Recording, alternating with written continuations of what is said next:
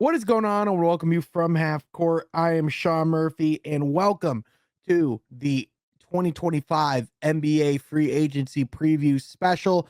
This is a special episode. I got my guy Big Drew back on the show. Also, going to be going through some stuff with Troy, things that happened earlier this week, whether or not the Pistons' approach should have changed based on how the finals went and the Eastern Conference has shaped up.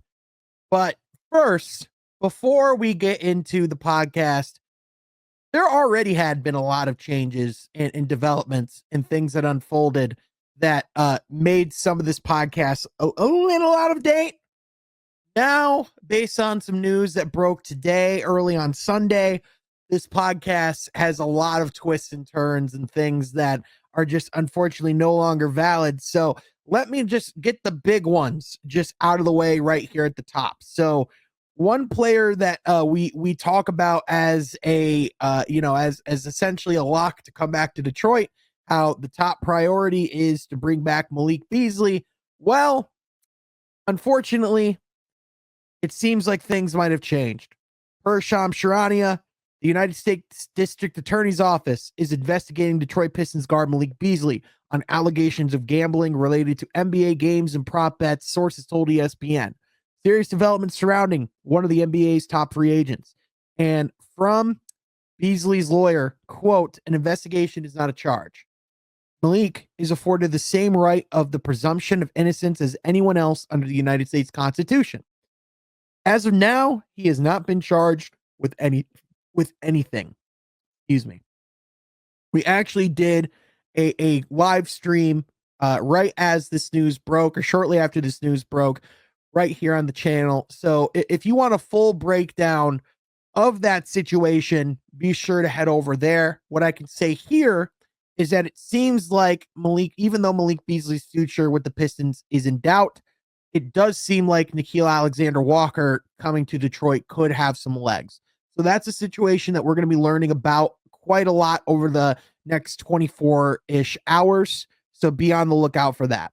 Another thing that happened in the time of before this episode came out is that the Detroit Pistons made their draft selection. They did not trade up. They stayed packed at 37, and they selected Chaz Lanier out of Tennessee at the 37th pick. And with that, they got a really interesting shooter. And funnily enough, they got a guy who plays a lot like Malik Beasley. If you go and watch the tape, like he is someone where, they essentially got perfect Malik Beasley insurance. I just didn't think they thought that they would be having to use it this quickly. So whether or not he has a massive spot in the Pistons rotation or not, that remains to be seen. Summer League will be coming up in the next couple of weeks. I actually tweeted out the schedule for that as well a couple of days ago. Let me get that pulled up. Another thing, as I do real quick, Summer League for the Pistons on the 11th, they'll play the Knicks. The 13th, they'll play the Rockets. The 15th of July, they'll play the Wolves. And the 17th of July, they'll play the Heat. So that's going to be their Summer League schedule. Going to be interesting to watch there. Another massive domino that fell earlier this week was Naz Reid agreed to a 5-year, $125 million deal to stay with the Minnesota Timberwolves. So the Pistons were poised to make a competitive offer towards Naz Reid, but unfortunately, he is going to be staying as a Minnesota Timberwolf. That opportunity will not present itself. So now that kind of, really kind of begs the question of, are the Pistons going to make more of a push for Santi Aldama? Are they going to just try and go for Nickeil Alexander-Walker and see what happens later with Malik Beasley? Is this a situation where they can maybe go and try and make a push for Miles Turner now that the Pacers situation looks completely different with the Tyrese Halliburton injury? So there's a lot of things that are looming here for the Detroit Pistons, but one thing's for sure is that things do not look the way that they seemed about 24 hours ago. Another guy that I think is going to be interesting to watch from the Pistons perspective is Dorian Finney-Smith, who also just who just opted out on his contract with the Los Angeles Lakers to enter free agency. Is that someone the Pistons could really look at as well? So yeah, this is going to be This is going to be a really interesting situation to monitor, this Pistons free agency situation. But one thing is for sure is that they do not appear the way that they seemed even earlier this week, especially when we recorded some of these podcasts. There's still some really good conversation in here. I still think like the overall like approach and philosophy of how the Pistons are going to approach this offseason is still very much valid. There are still some really good conversations about other players that the Pistons could go out and pursue. And there's also just some really good talk about the draft as a whole and just how other teams are doing in the NBA, like what other things we could possibly see transpire. So this is going to be a really good episode. I really do hope you enjoy it. I just wanted to come through at the beginning and just give you some of the news and some disclaimers on why some things might sound different than what we know now. So be sure you enjoy the episode, and we'll catch you guys next time from Half Court. What is going on? I want to welcome you from Half Court for today. I am Sean Murphy, joined yet again by the legend himself, my guy from the Big Drew and Jim days. Drew is back in the building. He is all John Cena dripped up. I am envious as all get out. My guy, thanks so much for coming back. Thanks so much for being here. How are you doing today? Man, I am doing well. I apologize to everyone in advance if my takes are a little bit lunatic-y today. My 2-year-old has hand, foot, and mouth. Phenomenal. And so I haven't been sleeping for a couple of days. But that's okay. It worked well because there was a lot of basketball to catch up on. And by not sleeping, I didn't miss any trades. You know? Yep. Now I still don't understand what the Nets are doing. So I don't know if that sleep would have gotten you to understand that, Drew. Yeah. No, I do not think that would have necessarily helped. And this is such a fun time of year and such a fun week in the year. I mean, literally on Sunday, we had a champion crown. We had Kevin Durant traded. That doesn't even feel like the same week. Kevin Durant being traded while live on stage at Fanatics Fest. Like, tell me that wasn't planned. Come on. Unreal.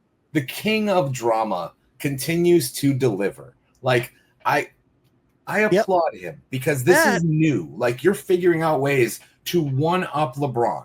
I never thought he'd do it, and I'm sure Kevin's been thinking about it as well. How can I? He did the decision. Yeah. What if I interrupt Game 7 of the finals? Now, let me flip it on its head. What if the Suns knew KD's schedule, saw he was going to be on stage at Fanatics Fest, and they were like, how can we make this as uncomfortable as possible? Oh, I know. Let's ship his ass to Houston while he's on stage. Oh. Like there's so many angles to this where it is just the chef's kiss of petty. I absolutely love. Not to mention he got traded on the day his first franchise, the Oklahoma City Thunder, won a championship. The script writers could not have done it better. No notes. No, nothing. I'm completely fine with this. The mess, the drama, it was beautiful. And listen, as I don't want to say as an S tier level, maybe an A tier level hater of most things. Watching the Houston Rockets get to implode as KD poisons their young core is going to be great. I can't wait for it. Like, what? This is what baffles me. This is now all three of the OKC MVPs will now have played for the Houston Rockets, which is just a really funny side note. It kills me that the NBA, and we're going to get into more about this later, continues to repeat its own mistakes. Yeah. Like, you had a great young core of players. I do think that, as a lot of people have said, Houston somehow managed to ship out their two biggest problems as part of this trade. Yeah. So I'll give them full credit for that. However, I don't think getting Kevin Durant is as big of a deal as everyone is making it out to be. And I apologize for that because I'm sure he'll see this and come after me on Twitter. And listen, that's okay. That's fine. I can accept that. But my opinion is that while Kevin Durant is still one of the most elite scorers in NBA history, he's 2 years younger than me. Yeah. Like, dude, I hurt getting out of bed in the morning. I know I'm not an elite level athlete, but there are some things that are common across time. Yeah. His recovery is going to take longer after those big games. His momentum is going to be slowed down. His ability to adjust is different. As an old person, we are set in our ways. Mm-hmm. I think he picked warmer climates for a reason. I think he didn't want to go to Minnesota, not to not play with Anthony Edwards. I think that would have been amazing. Yep. I don't think he wanted to be cold. Yeah. And that's not me. Again, I'm older than you, KD. That's not me taking shots and calling you an old man with brittle bones.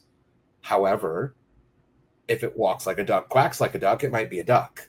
Yeah. Warm weather climate, no state income tax. There's a lot of things here that just, especially when you talk about probably his last major contract in the sport, you know, this is one of those situations where it makes a lot of sense from that standpoint. And I think it's realistic to temper your expectations when this is the exact same conversation we've had about Kevin Durant at every stop he's gone to now since Golden State, where it's like, oh, this team's about to win a championship. Oh, this team's right there in contention. And for whatever reason, a lot of times it might not even necessarily be his fault. Phoenix was a disaster, and that had nothing to do with Kevin Durant. No, unless he walked into the front office and said, go get me Bradley Beal. And then yes, it's his fault. But exactly. I think Matt Ishbia just was playing with his toys too much. Yeah. And didn't realize he broke it by playing with it too much. Yeah. And you can't exactly put tape on this toy. No. I do think Durant will play well in Houston. I think it will help their spacing issues that they had a lot of problems with last season. I think it gives them an elite scorer. I worry about his health. Yep. I worry about the effectiveness of Fred VanVleet going forward. I like VanVleet, I do, but I still don't see this as the championship level team a lot of people do. And that's fine. I still think they're probably the second best team in the West. Right. I just don't think, I gotta say, I don't think they're one of the 5 best teams in the league. Yeah, I just don't see this like being a roster, you know, unless now the thing that was impressive about this trade from Houston's perspective, and I think the reason why this was a great trade was because you got Kevin Durant and you didn't have to give up your like true war chips. Like you said, Houston essentially got rid of their biggest flaws and in return got Kevin Durant, who's like one of the best ISO scorers. Like if you're just talking about a guy that can just go get you a bucket, which was that team's biggest weakness. They got that in Kevin Durant, who's one of the greatest scorers in the history of basketball. On top of that, you now potentially can go make another trade. Let's say Jaylen Brown, for some reason, becomes available from Houston. Let's say Giannis is somehow still a conversation that can be had. Like, those are doors that can still be open if you're the Rockets, because you didn't even give up Cam Whitmore. Or Tari Eason. Yeah. You didn't give up guys who, as I want to say, Jabari Smith is still a Houston Rocket. Freaking Reed Shepherd is still a Rocket. Guys who don't play for them. Yeah. Guys who don't, and you got rid of, I don't want to say a bad contract in Dylan Brooks, but at this point, with the way this team is built, it was a bad contract because it prevented you from getting guys you needed. And Jalen Green, who's being paid like a superstar and only plays like a superstar in March. Yeah. So, like once a week, he'll give you a great game. Yeah.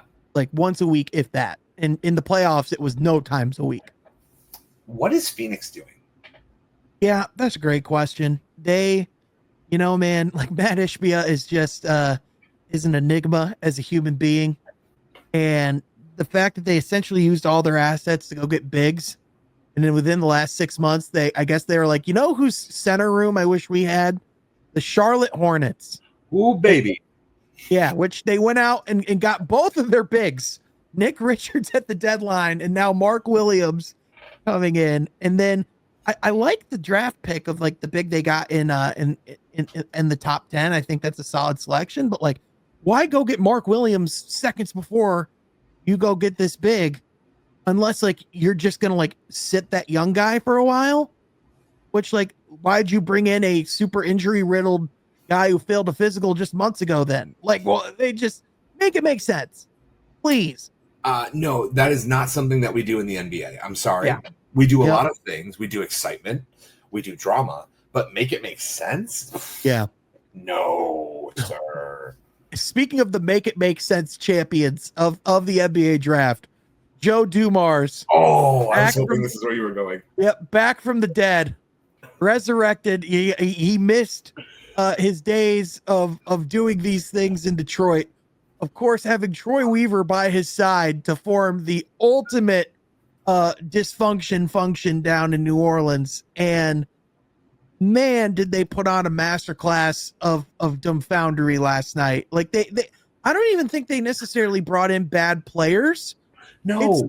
It's the fact that they traded for a mid first round player and gave up an unprotected pick the following season when they're not gonna be that good. This is the Panthers giving up the Caleb Williams pick all over again.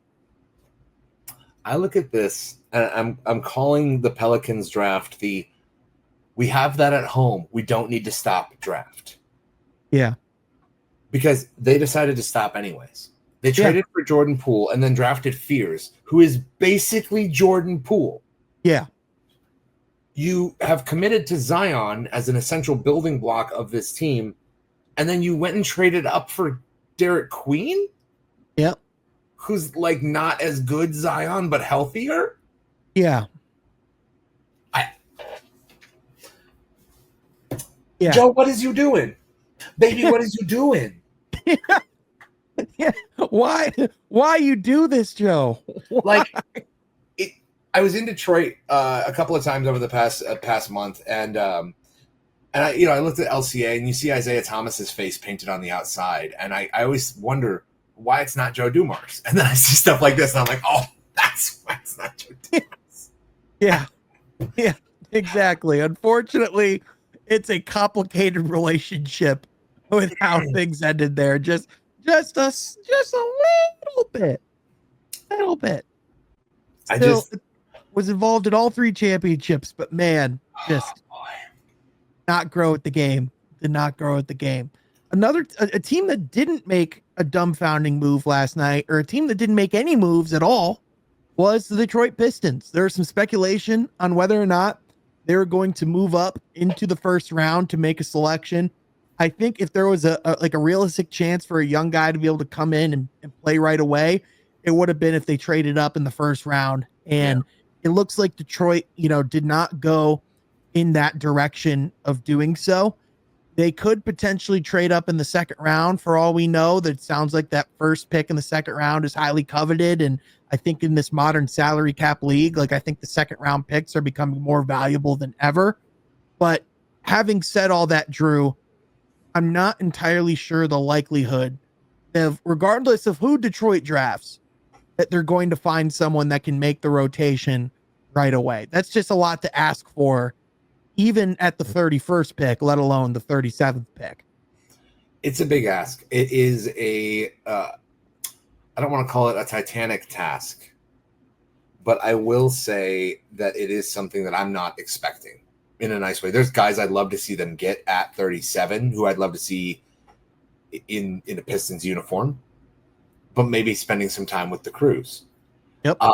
There are guys that I think can maybe end up slotting in just because they're a better system fit than some of the guys that have been working for the Crews already.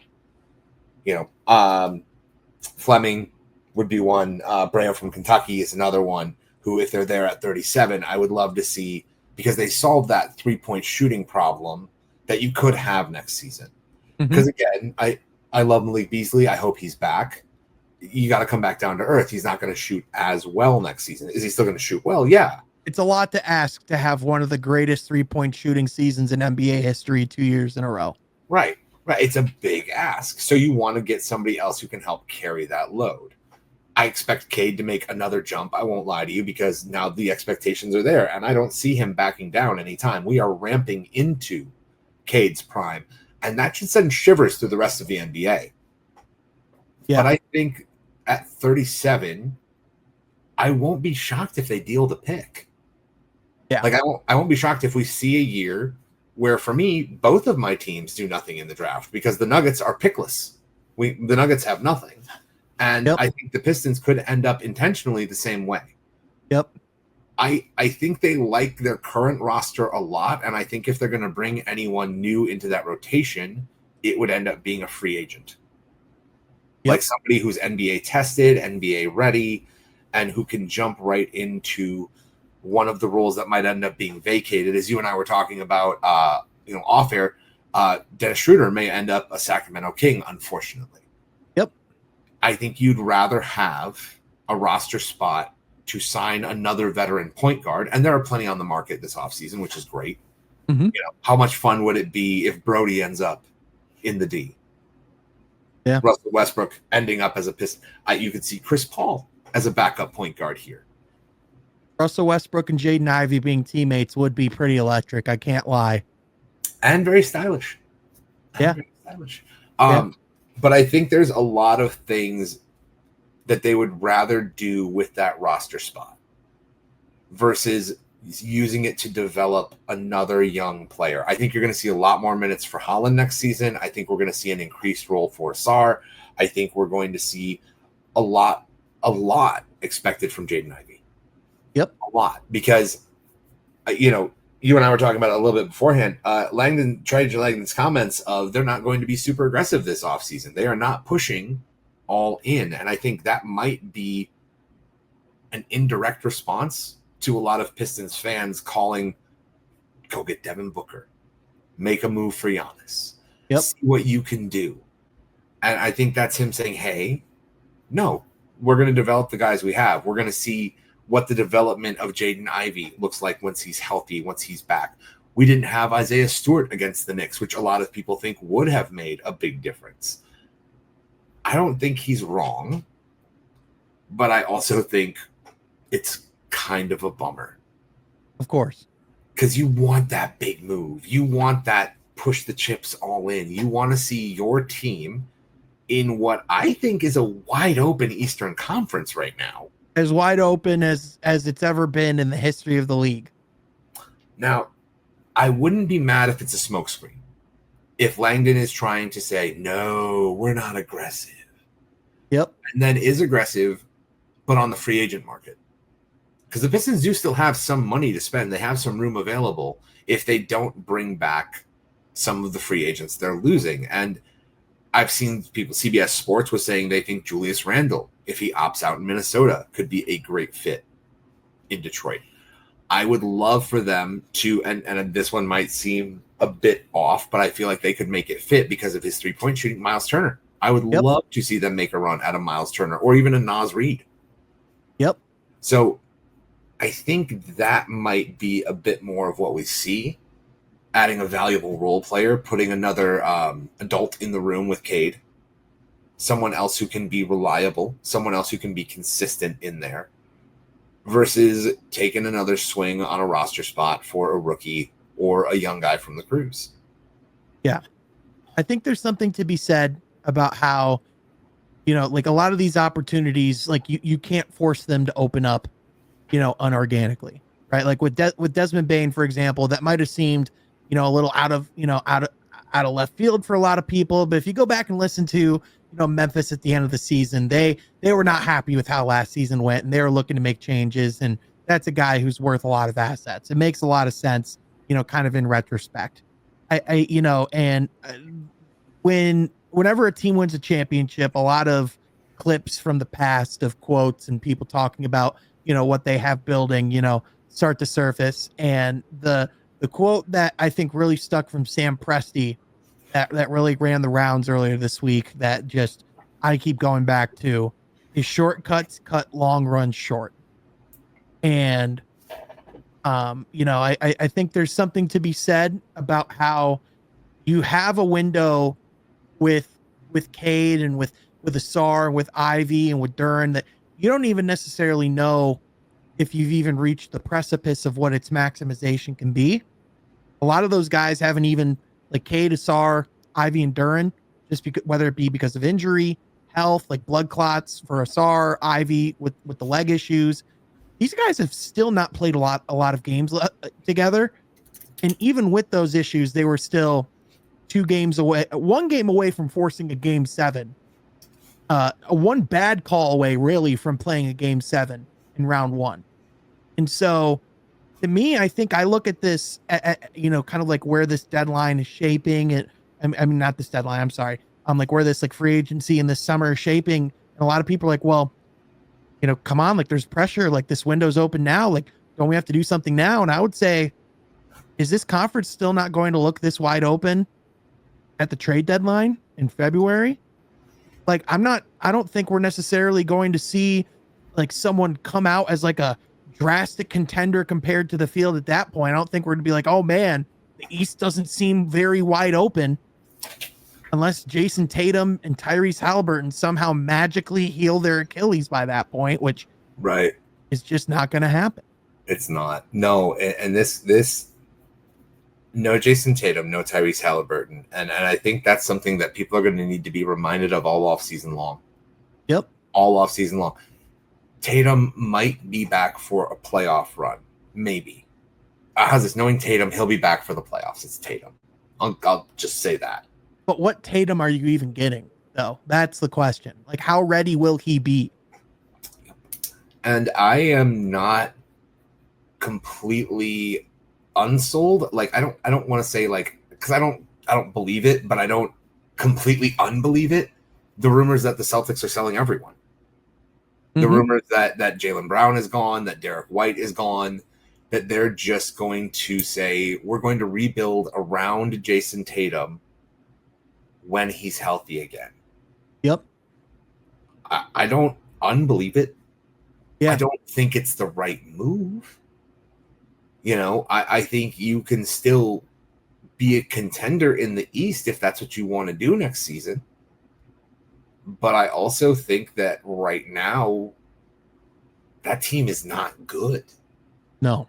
As is not good. Like, it just, who's stepping up for you next year? Who's, so let's Simon's about to get a lot of shots. Yeah, let's look at the East next season. Let's just real quick, there's a lot more to happen. Free agency has yet to even really begin. We could still see more trades, but let's post-draft Eastern Conference next season. Who's your best team? Probably Cleveland as of right now is probably the team that you have to favor. Yep. They do have some free agents, and even before that, they're going to be entering the second apron already. So they're right at that pressure point of being expensive. You have the Knicks, but they still don't have a head coach. Did they call? I was going to say they've called everyone. They've called everyone who coaches another team. Yeah, I think I even saw an email in my inbox last week. I maybe I should round back on that, but it's like, as much as I like guys like Taylor Jenkins and Mike Brown, like I don't think they're worlds better than a Tom Thibodeau. To bring them to a different level. I think if they just chose continuity, they probably would be the favorites right now. That's the thing that's so funny about it. That's what's wild. That's what's wild. Yeah. And everyone's like, oh, well, Milwaukee with Giannis, you can't rule them out. But like, I mean, come on, let's be realistic. Dame has the torn Achilles too. And their team already with Dame was not a good supporting cast. Yeah. I mean, what we're talking about, the Heat. We're talking about the Hawks. Orlando, like. Okay, so how's this? So Orlando, there's a legit one. There's someone who could make a leap up into the top 3. There's one that I'll buy. I'll buy in on that. Yep. I think Desmond Bane is a difference maker. I think a healthy Jalen Suggs is a difference maker. Yep. Toronto would tell you they want to be aggressive and take a turn, which like. No, I'm sorry. No. Yeah. You're not there. You don't have a team. You have players. You don't have a team. Yeah. That's that you have the same problem that Detroit had with Troy Weaver at the helm. You have players. You don't have a team. Yeah. You've got guys, but what do they do together? Yep. Defensively, they were solid down the stretch last year, but they have a lot of guys who just still can't shoot the ball. And I just don't believe in Scotty Barnes as a number 1 guy. He's not. I'm sorry, Scotty. I like him a lot. I like his game. I like the way he plays. He's not an A1. Yeah. Oh, and don't forget the Brandon Ingram 4 years, $160 million contract before he even touched the court or put on the uniform. I always love whenever guys miss an entire half of a season with your team after being traded there, but still sign a max extension. That's always a good sign. Always. I mean, wait, the Hawks, maybe. Yeah. Maybe. A healthy Jalen Johnson, okay. Right. Kristaps, who knows? Yeah, maybe you make some noise. The Sixers are a wild card. I'll give them that. I'll give them that. If Paul George comes back from the dead, which he's capable of, you know. Yep. Well, Tyrese Maxey, McCain. I mean, that's a squad. If they're healthy, that's a squad. But Embiid's health is probably about as reliable as Porzingis. And even then, I might slightly lean Porzingis, which is the crazy thing. It is not good. And Porzingis literally, he had a viral infection towards the end of the season where team doctors and some of the highest class medical personnel we have in this country were like, we don't know what's going on with him. Like, how is that not raising all the red flags? They're like, yeah, we'll trade for him. Because he's just that talented when he's on the court. That's the thing, is like it's like that clip of Arrested Development where it's like, yeah, and they bought into that stupid illusion of, well, it can work for us, but it can work for us. Like that's exactly what it is. Whenever teams trade for Kristaps. Oh my goodness. It's not going to be the Nets in the East because they're just taking they're Have you ever been to an amateur MMA fight? For one, I actually recommend it because sometimes you get a great fight, but a lot of time you just get great entertainment. And the Nets right now remind me of like the 18-year-old kid who's taken like 3 Brazilian jiu-jitsu lessons and he signs up for his first amateur fight. Yep. He just goes in and he gets in the ring and they say, all right, they ring the bell. Ding, ding, he just throws all of his haymakers in the first 30 seconds. Just busting out every move that you've ever learned.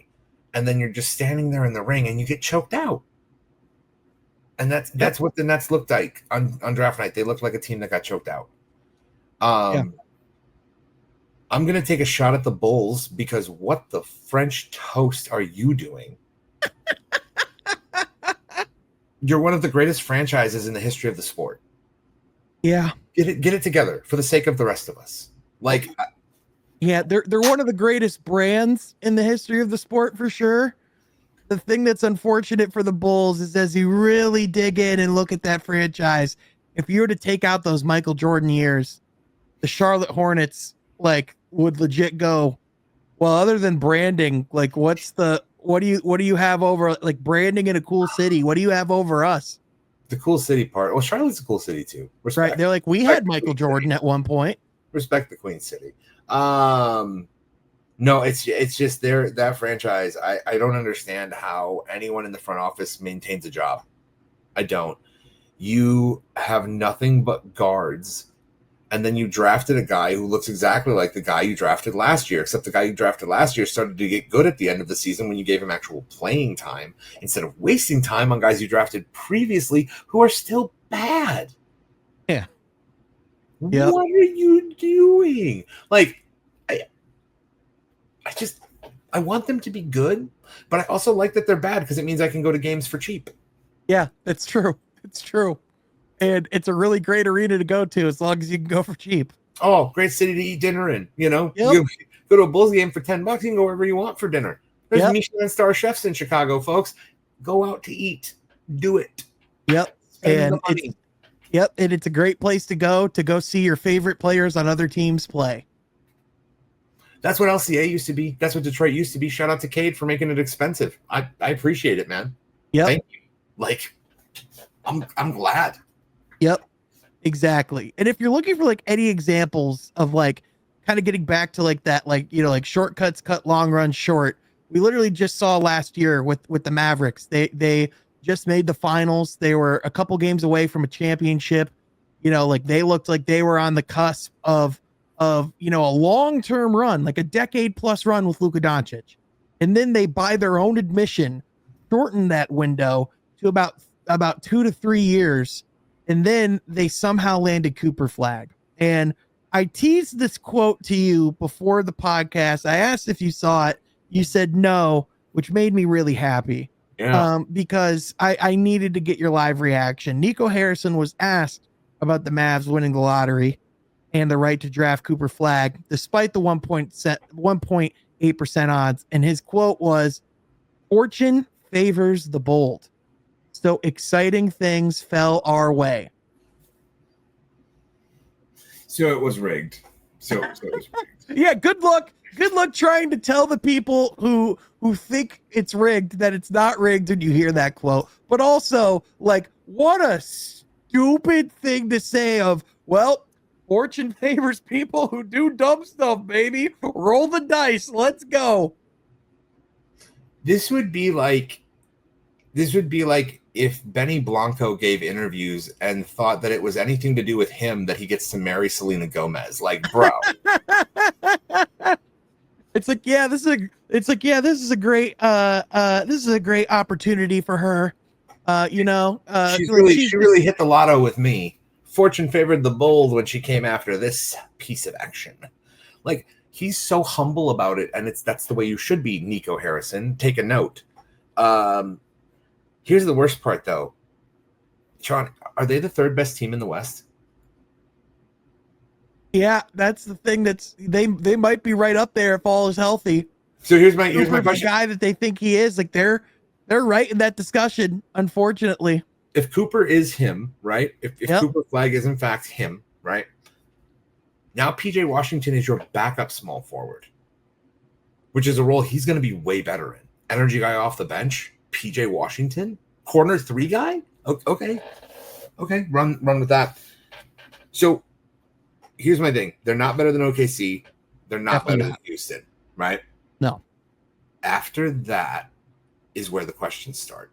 Yep. Are they better than my Nuggets? Probably. Yeah. I'm not going to hate on that. Jamal Murray is injury prone. Michael Porter Jr. might be washed. I still love Aaron Gordon for every possible reason, and Jokic is the best player on earth. But Yep. as top to bottom as a team, I'd go the Mavs. Okay, Clippers. Mavs from a depth standpoint, I would go with, but if they were to play in a 7-game series, I'd probably edge the Nuggets just because they have the best player in the series. That's fair. Okay, let's Clippers.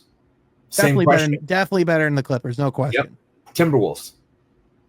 It's interesting. Like, it depends on like what Minnesota brings back, but like as of today, like I think I gotta go Dallas, which is crazy. Dallas. The Warriors, even healthy with a full season with Jimmy Butler, I would actually go with Dallas. Yeah.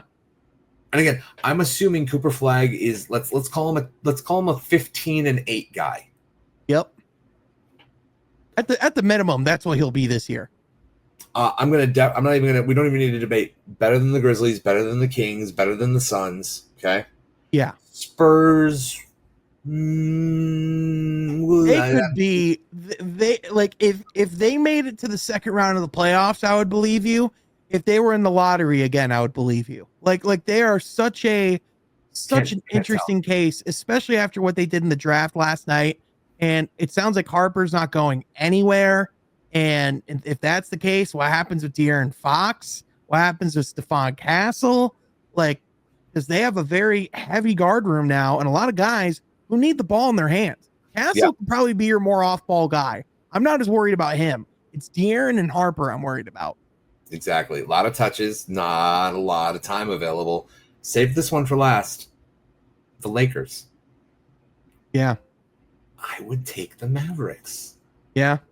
I think unless the Lakers can go out and get an awesome big this summer, but like, I just don't know who's going to be at their disposal. I still am keeping an eye on, and this isn't anything I've heard. This is just my speculation. Yeah. I wouldn't be surprised if the Lakers round back on Jalen Duren, because there was some apparent interest at the deadline. He's someone that they could probably get at like a reasonably, like, I'm not sure like what Detroit would like think of him as far as like trade value. I'm sure, could you get Austin Reeves in that deal? I'm not sure, like maybe. And, and on top of that, he's like kind of right at the point where you'd need to extend him and have like some serious conversations. Like, who knows, like if Detroit can potentially bring in like a Miles Turner, who, listen, that's a lot more realistic now than it was before game 7. Naz Reid is very much on the table. Like, if they're able to go get one of those bigs, they have Beef Stew, who's one of the best rim protectors in the league on the roster already. Like, I think that makes sense. But at the same time, I'm not saying the Pistons should do it. But like, I just, from the Lakers' perspective, at the very least, I think that's a guy that they're going to reach out on. I think the Lakers are going to reach out on everyone, much like the Knicks are reaching out for head coaches. Yeah. I don't want to say I see the attitude of the league changing, but I hope that the attitude of the league is changing to, we're not here to help the Lakers anymore. Yeah. Like, we just saw what Dallas did. And Dallas got lucky. Nico Harrison's bacon got saved from the fire by Cooper Flagg. Okay. Well, there's already been more champions under Adam Silver's tenure than David Stern's entire tenure. Like, it's only been like 12 years, and there's been 9 champions compared to the 8 under the David Stern league. So like in this modern NBA, it's like there is no longer that crazy like playing field where, you're like, well, you might as well just, try and make as good of a deal as you can with one of these juggernauts and hope it favors you down the road. Now it's like, no, we're on his level of a playing field as you. Like, yeah, you might have Luka and LeBron, but like, I'm sorry, 40-year-old LeBron's not striking fear in people's hearts anymore that way. He's still a great player. He's not that guy. No. He should be one of those guys next year who starts for 5 minutes and then goes to the bench. Yeah. Like, I hate, like, he needs to announce the retirement tour. Yeah. It needs to be done, man. You, like, knowing the small t-shirts out, let's get it branded. Like John and Kobe laid out the plan perfectly. Announce the retirement tour, man. Sell more tickets, sell more merch, and go on top. So many shoes. Yeah, go on top feeling good. Go on top feeling the way you want to feel about your career. Because I think if he waits too much longer, he's going to have regrets about the way it ended. Like, and how's this? I don't know if Michael Jordan does or not. I'd like to assume that Michael Jordan wishes he hadn't done the Wizards thing. Yeah. I want to believe that he wishes, you know what? I should have just gone out as the GOAT and ended it there. Yep. I think LeBron has now checked every box. You're the all-time leading scorer. You are the first player to ever check in with his son. Like, you've done it, man. The only thing that he could add to his resume of any value is he's at 4 championships right now, right? Yeah. If he could at least match Kobe in chips, and I think that's probably just what's on his mind. Is as much as he talks about how there's not a whole lot of validity to this, how dumb ring talk is. By the way, he literally perpetuated it by some of the moves that he's made. He's one of the biggest hypocrites in the history of the sport, but we don't have to talk about that. Not 2, not 3.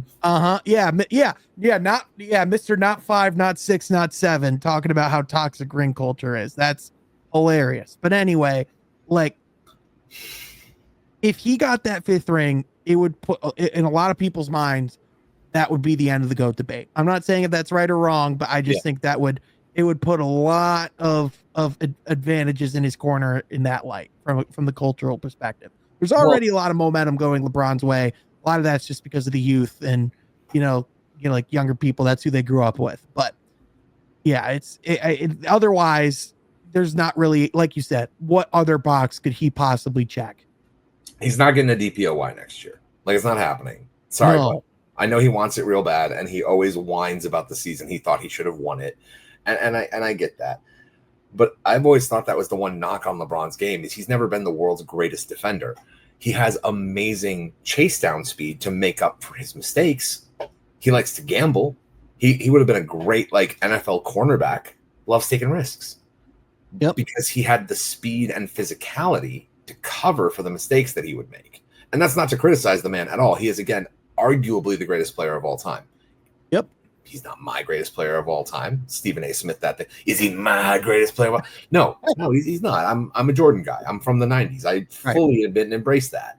And I will say I have a big issue with the movement that the youths, trying to say that 90s basketball wasn't as good as it's made out to be. Like, it was different. Yeah. Give me that. It was different. Absolutely. Yeah. But that's not to say it wasn't as good as the basketball being played today. I don't want to say either was better. I don't want to say the basketball from the 80s wasn't as good as the basketball from the 90s. It's just different. It's evolved. You adjust to the players. And that's, I think, one of my favorite things about the NBA is rather than saying, no, you players will adjust to the way we want you to play basketball. The league says, here's how the game is being played by the youths. We're going to adjust the league to make sure that the youths can be successful. And I appreciate that. I do. I don't think that gets appreciated often enough. And I do want to say on the joking, and I do think it's hilarious as well, the toxic ring culture. What's toxic about wanting to win championships? I'm sorry. I thought that was the goal. Yeah. Like, I definitely think it could be toxic that certain guys like get like trashed for not having enough rings. Like, I understand the merit of like the fact that we can't talk about like the greatness of Steve Nash enough because they're like, oh, well, he didn't win rings. Or there are certain guys where it's like, they are great regardless of whether or not they won a ring. But there is something to be said about the fact that if you were on the team that got the job done more than others, logically speaking, you were probably the better player for some reason. I mean, this is the other thing that I think doesn't get discussed enough. And it's one of those things where I think I get called that I'm whoa, bro, you can't be saying that about. I can, because that's what this space is for, guys. Yep. Maybe it also says that you weren't a guy who was willing to make the sacrifices financially to be part of a championship team. You needed to get paid, and that's fine. I don't begrudge you that, bro. Get your bag. Yeah. But then don't complain. Don't hate on it. Like, I think my favorite example is Carmelo. I think Carmelo Anthony is the prime example. He has never once, in my recollection, complained about ring culture. I've never heard him complain about it. Yep. Because he knew the choices that he made. He wanted to play in New York. Yep. He wanted to get paid a lot of money. He wanted to score a lot of buckets. Yep. Like, I have no hate on the man. None. Yeah. None whatsoever. And he has carried himself in a way that makes it so that people still talk about how great he is. People still talk about Carmelo in those like, yo, but Hoodie Mello. Like, Hoodie Mello was a different beast, man. Yeah. People I don't know what it is. When that man rolled out in a hoodie, it was over. So I think I get where people are coming from, where I think disparaging players that didn't win rings isn't okay. But I also think that trying to say that ring culture is bad is opposite of the goal. Yeah. Like, the goal is win rings. The goal is win titles. The goal, if you're the Oklahoma City Thunder, I want ring culture on every wall. The way the Heat have heat culture. Bro, heat culture is cool, but you know what's cooler? Ring culture. Yep. Like, oh, that's it. I want winning culture. Yep. And like, yes, you want that culture to be positive. You want to win the right way. You want to win by treating each other well, by acting as a team. And how's this? I'm not in their locker room, but do you think from watching the OKC Thunder that they have a positive winning culture? Because as much as I think we all got robbed in Game 7, the Thunder included, I think that's the kind of team culture that you want. I think you want 3 guys who could all be 1A guys somewhere else saying, nah, bro, let's do this together. Yep.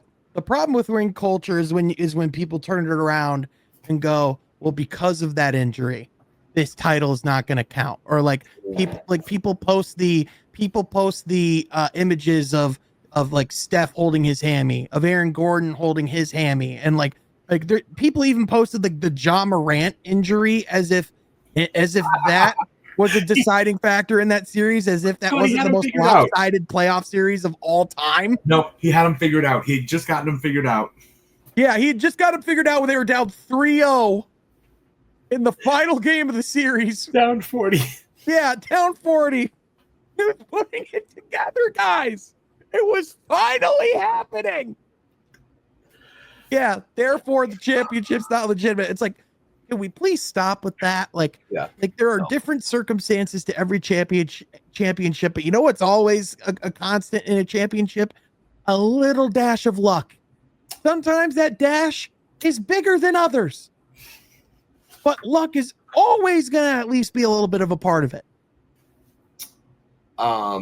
This is the making of a dynasty, right?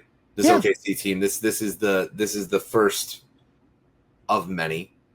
I'm going to speak from a shoe perspective.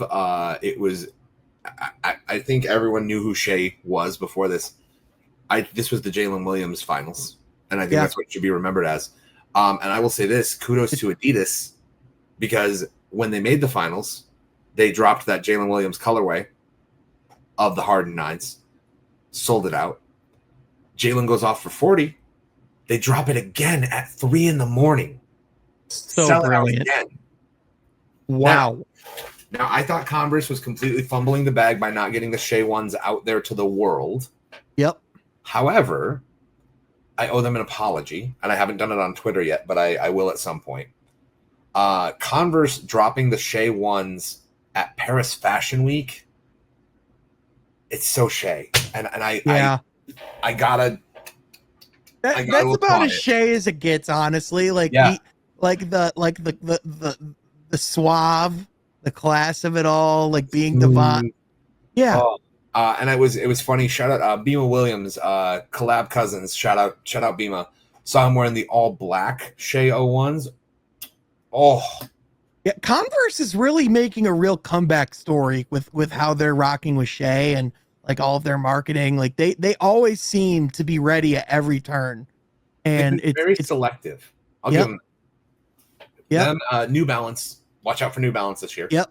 Especially now that they have Cooper Flag. Like they are definitely about to make some noise again. Oh, if Paige keeps playing the way she's playing too. There's another New Balance. Gosh, yep. So I think, but yeah, no, the Shea thing and Converses, I was gonna say, I just got my first pair of Converses in a while today, and the Tyler, the Creator collab. I cannot wait to see them let Tyler onto Shea's brand. Like, I want all of that. I want it to be more available to me, who's not at Paris Fashion Week. However, I think Shea rocking the newer colorways throughout the finals after the mustard colored ones got ripped to death. Brilliant move on his part. You didn't see the mustard ones at all in the finals. Not even once. It was the white ones. It was the light blue ones. So I think that's going to be good. I'm excited for good basketball shoes. Love that. Sad for Indiana. Yeah. Sad for Indiana. I think that next year. What do you do if you're Indiana there, by the way? Because like now you have like Miles Turner who's going to want 30+ million a year. Who's turning 30? You can't. You can't. Unfortunately, you have to do what a lot of people thought they were going to do at the deadline, and they can either do it this offseason. They can, as we talked about with the Pistons, they can wait till the deadline, right? Yep. See where they're at and go from there. But a lot of people, I think you and I included, thought we'd see the Pacers do like a package deal to try and get someone at the deadline because they have too many guys. Like they have too much talent on that team. They have too many guys who need minutes, who deserve rotation time. You saw that, we saw that in the finals. We saw guys who you'd not seen get any minutes in the playoffs have to step up, and they were good. Yeah. The fact they have Jarris Walker, by the way, and like I don't even think he dressed. Nope. In the finals. Did not. Like just chilling. Yeah. There's a chip. There's someone you can move to go get a big. Yeah. And you can wait because you don't have Tyrese. You're in a nice way. You'll be competitive, but you're going to be the East Sacramento Kings next year. That's what you're going to. That's okay. It's all right because you know you have the guy now. Like he showed up this playoffs. The guy is there. His name is Tyrese Halliburton. Like his shoe is sick. I cannot wait to get one of those. It looks amazing. If you want to talk about the biggest winner of this playoffs, by the way, like it's Tyrese. It's Tyrese. It's listen. The Thunder won the finals. That franchise is set. The city is thrilled. SGA cemented himself. Jalen emerged. And I'm sorry, guys. Tyrese was the king of this playoffs. He was. 4 game winners. Forget iconic ones, not all in just each series, like one in each series, like just as cinematic as you could get.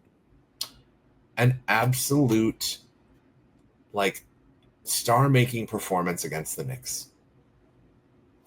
And in those like 5+ minutes in game 7, he was set to have an all-time night. Like he made 3 threes that just made me drop my jaw. And he was chatting. Oh, he was talking. Yeah. That's the thing that you just got to love about a guy like Tyrese is some guys, when they get to that moment, they shrink, they get nervous, like which is human nature. Like that's just natural. For a guy like him to be laughing, to be jawing, like you can tell, like those are the moments that he gets out of bed for. Yeah. And Donovan McNabb style. Oh, yeah, for sure.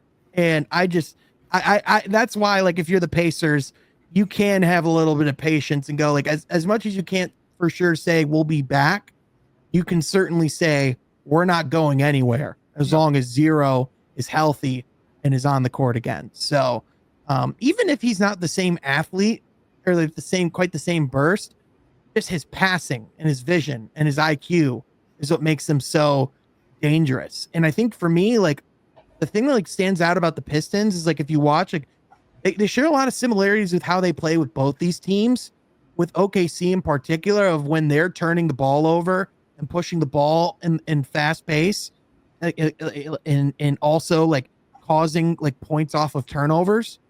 They can be suffocating. And I think Asar can be as good of a point of attack defender as Lou Dort one day, without a doubt.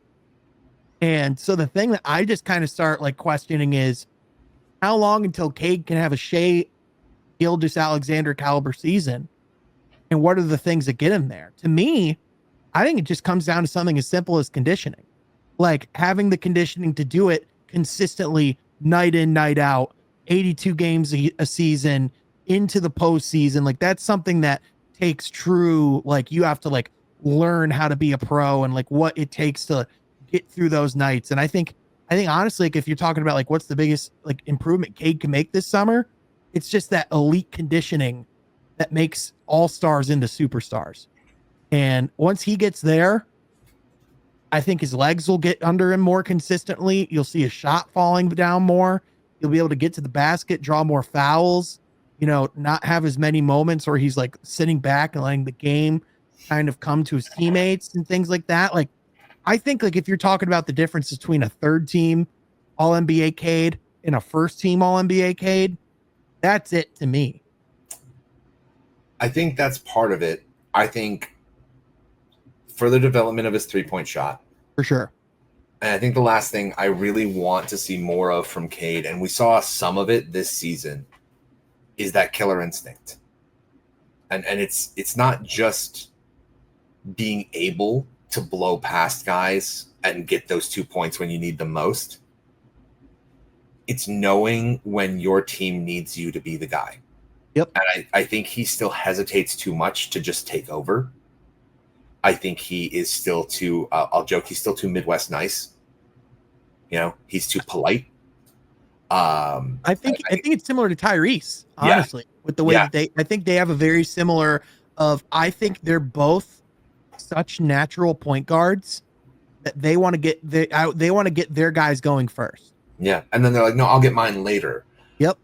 But really the way your guys get theirs is by you getting yours first. Yep. So I think Cade figuring that out, and I think that can happen this offseason. I think Bickerstaff is that good of a coach. And I think with consistency, it's going to be the last key, is keeping some of the same people around. And that's coaches, that's players, that's front office people, that's trainers, that's medical staff, that's everything that makes Cade Cunningham comfortable. I think a lot about how the Dallas Mavericks used to treat Dirk Nowitzki before this whole Nico Harrison regime. But you read about how the Mavericks invested so much in Dirk. And I'd like to see the Pistons do the same with Cade and say, hey, you're the man now. We know this. We believe in you. We've believed in you for a long time here. Let's go get it together.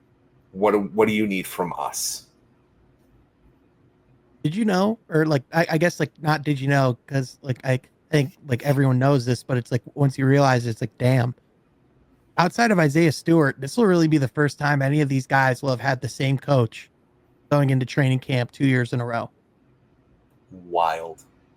When you talk like when you talk about building continuity, like, do you know how much like they're going to be ahead compared to years past when they're not going to have to teach every single player the system going into training camp? Like, and they're all bought in. That's the other big thing. And it's something that you're hearing more and more about now, that like it's you knew about it before, but it wasn't really spoken on. Is you can have a coach with a good system, but that system doesn't mean anything if the players don't buy in. If the players aren't interested, if the players don't want to do it, doesn't matter how good your system is. Yep. So I think, Sean, a big point there is you have the system set up. They're going to walk into training camp and just be running plays, fine tuning, adding to the arsenal rather than building the arsenal. Yeah. Yeah, exactly. I just Trajan Langdon has said himself, like being from San Antonio and seeing the importance of continuity and allowing things to, kind of build upon itself. I think it's one thing that I give Trajan a lot of credit for is he's had a lot of things already in a short tenure that could give an executive pause to change their plan or to go about their approach a different way. Yeah. And from day one to now, he has said the exact same things and has been about the exact same principles. And if you talk about like what makes a GM a great GM, it's being able to stand on your ground even when you have moments that really make you question if you should. And he's open about like how he said like the way that the East is right now has caused some real thought exercises, and they have conversations about these things. Like the conversations you and I have, or the people that have on Twitter, like executives have these exact same conversations behind doors. They do. The difference is that they have to be a lot more careful and a lot less carefree than us, because we don't really have to deal with the ramifications of whatever those moves are. The only ramifications we have is the product we watch on the court. Them, it's just, I don't know, their entire family's livelihood, the paycheck that comes in, their careers and aspirations of being in the NBA, just little stuff, It's schooling, whatever. Yeah, exactly. But just talking about how like shortcuts can cut long run short. It's so easy to like just look out and go, oh, just add Kevin Durant, trade a couple pieces. What's the problem? Yeah. But that being able to have that like long-term thinking and to be able to think critically about those things and have that plan in place, regardless of what the result has been, because he's even admitted the result's already been a lot better than he could even imagine. Dude, absolutely wild. I cannot wait to see what happens next this offseason. I don't think Phoenix is done making moves. I don't think Detroit is done making moves. We know the Lakers aren't done making moves. I would think the Pelicans and maybe even the Spurs have something else to cook up. It's going to get wild. It's going to get crazy. Sean, I look forward to checking in with you more. Yep. I have a 2-year-old who's waking up. I was just about to say probably time to wrap it up. Drew, thank you for being here. And thank you for those that join us here. We'll catch you guys next time from Half Court. Be sure you subscribe. What is going on? I want to welcome you from Half Court for today. I am Sean Murphy, Troy Sergey joining me, Marquette's movement shooter. Day one of the NBA offseason is officially upon us. Troy, how are you holding up? Yeah, Sean, I guess it's exciting that it's the off season. We know there's a lot of things that go down each and every summer during, the last week of June into the first week of July. And then we got summer league basketball, of course, in the mid-July section. So there's a lot of things that are going to keep us occupied, but definitely bittersweet because, man, were we spoiled this NBA season, and not just NBA season, this NBA postseason with all the different upsets, all the Cinderella teams like the Indiana Pacers here in my backyard, making it to the NBA Finals, and not just the NBA Finals, pushing the Oklahoma City Thunder to Game 7, and then coming up short with their star player Tyrese Halliburton getting hurt in that first quarter, tearing his Achilles. And man, it's going to be really interesting to see what the landscape of the league is going to look like come the last week of October for the regular season. But Sean Murphy, I'm telling you, the Eastern Conference, it's going to look really interesting for the Detroit Pistons to be willing to contend once again this upcoming season. Yeah, the landscape of the league changed twice over yesterday, Troy. First, once in the morning with a pretty major blockbuster move to happen on the day of a Game 7, and then in the Game 7 itself with the really unfortunate circumstance that happened there. Obviously, the Thunder are NBA champions for the first time in franchise history. Before we do get into all that, I do quick want to give a shout out to our friend of the show and guy, 3 Cone. He's been an absolute lifelong Thunder fan, just seeing how much it meant to him. Troy, not that I wouldn't have been absolutely thrilled for you guys for the Pacers win, but with that being, that's his main team. For you, that was your side squeeze. So it's a little different when that's the team you root for day in and day out. So got to give love to Cone. Got to have him on the pod soon and talk about that championship run. But Troy, Tyrese Haliburton, you mentioned it. He did unfortunately tear his Achilles. It was confirmed by his pops at halftime that it was an Achilles injury. It was confirmed by Shams today that it was indeed an Achilles tear. Unfortunately, it was apparent by the first replay. You could even see him mouthing to the trainer. It did pop. Like you could see him saying it. And it's just, unfortunately, it's the most recognizable injury in all of sports now. We've seen it so many times. The 8th Achilles tear this season. The 3rd, I believe, on the Pacers alone. You had James Wiseman who tore his Achilles Game 1, and wasn't there another player on the Pacers, Troy, who tore his Achilles? Isaiah Jackson. Yeah. So Tyrese, unfortunately, in Game 7, and part of me, Troy, is like, I do think there is a conversation to be had about the pace of play and how many games there are in relation to that, and how all the soft tissue injuries that we're seeing of guys at such young ages.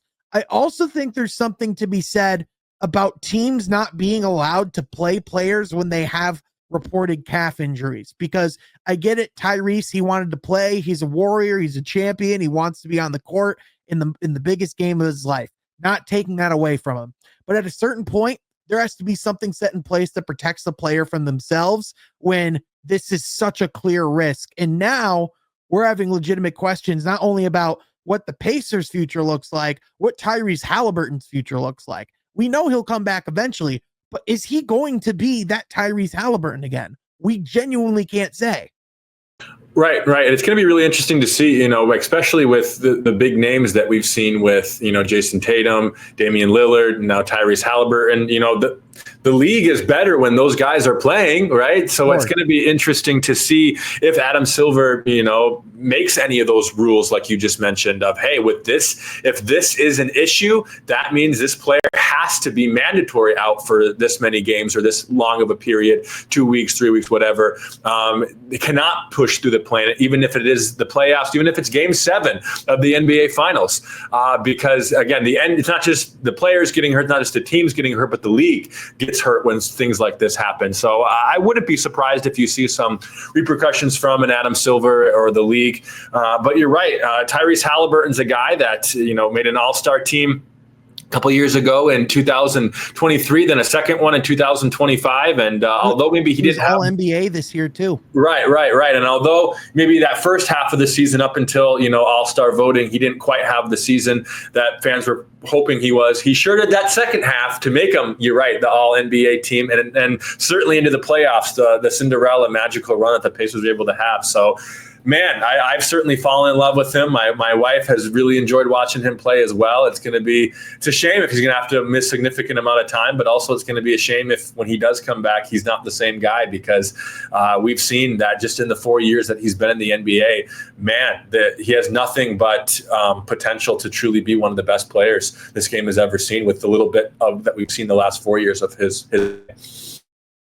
Yeah, he has the clutch gene without question. He's he's a spark plug that brought the Pacers to heights that the franchise hadn't seen literally in 25 years.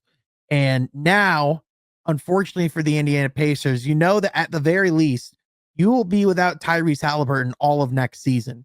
So when you lose a finals game, normally when you're a fan, you can rest on the laurels of we'll be back. We'll have this team next year. Guys will be ready to go opening night. We can make it back. But now, Troy, if you're looking at this situation, unless somehow the Pacers take some of these assets and young players and package them to get a star, which why would you? I just don't see them being in a situation they'll be a frisky play-in team, and they'll be lucky to be a frisky play-in team without Tyrese Halliburton. They have great players. They have a tremendous roster, but even as we saw once Tyrese Halliburton exited the game yesterday, even when they do have guys like TJ McConnell playing at their best, even when you have a Pascal Siakam, it is not even in the same stratosphere of a team when Tyrese Halliburton is not on the court. It's just not. Right. And another guy, it's going to be crucial if the Pacers want any type of competitive basketball next season is Benedict Mathurin. We saw him in that fourth quarter last night, really single-handedly, push the Pacers a little bit towards catching up. But of course, we all know the balance was never in doubt. The Thunder clearly had the better third quarter and better fourth quarter. So you're right, with the talent that they have, as good as they are, Tyrese is the catalyst of making that team what they were. There's regular season and postseason, and without him, they're going to be seriously missed. But I think we were texting a little bit yesterday, or maybe I saw you put on X of the gap year, right? Of this can be an opportunity where they can regroup and hope that Tyrese can come back for the following season. But even then, you certainly don't know what your team's even going to look like, or the league's going to look like at that point as well. We looked at it with the Thunder, of course, with the rookie season of Chet Holmgren not being able to play, and of course, him being super young, he was able to come back strong, and probably have a lot of years left with him in the tank. It's going to be really interesting to see how that boils down with Tyrese. But you're right, you have a lot of really good players: Nembhard, Mathurin, McConnell, Pascal Siakam, but even Siakam's not going to be getting younger himself either. So that's something to consider with the Indiana front office. So yeah, I don't want to immediately jump to trade conversations, but it would be really curious, especially after this playoff run,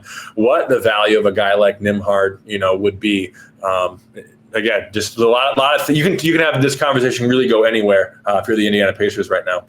Well, at the very least, I think them being back in the finals next year is essentially all but out of the question.